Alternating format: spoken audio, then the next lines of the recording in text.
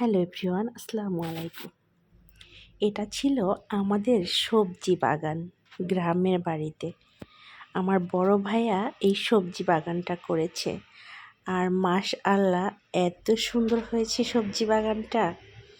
এখানে আছে শালগম, তারপরে কি বলে করল্লা গাছ লাগিয়েছে, কিন্তু করল্লা কিন্তু এখনও ধরেনি গাছে, কিন্তু শালগম কিন্তু হয়েছে।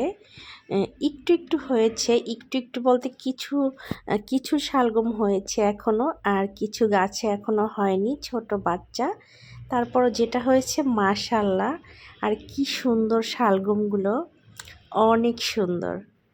আমি তো দেখে একদমই অবাক হয়ে গিয়েছিলাম যে এত সুন্দর সবজি আসলে আমাদের নিজেদের খেতে হয়েছে। খুবই ভালো লাগতেছিল গাছগুলা দেখে, সবজির বাগানটা দেখে। মাশাআল্লাহ অনেক সুন্দর হয়েছে, কিন্তু একদম বাড়ির সামনে, একদম আমাদের বাসার সামনেই হলো সবজির বাগানটা। তো এখানে কিন্তু যখন যেই সিজন আসে আসলে তখন সেই সবজি লাগানো হয়।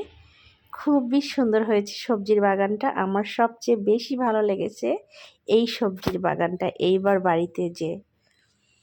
তো আসলে আমরা শহরে থাকি দেখে এগুলো সচরাচর দেখা হয় না, তাই হঠাৎ করে দেখতে খুবই ভালো লাগে।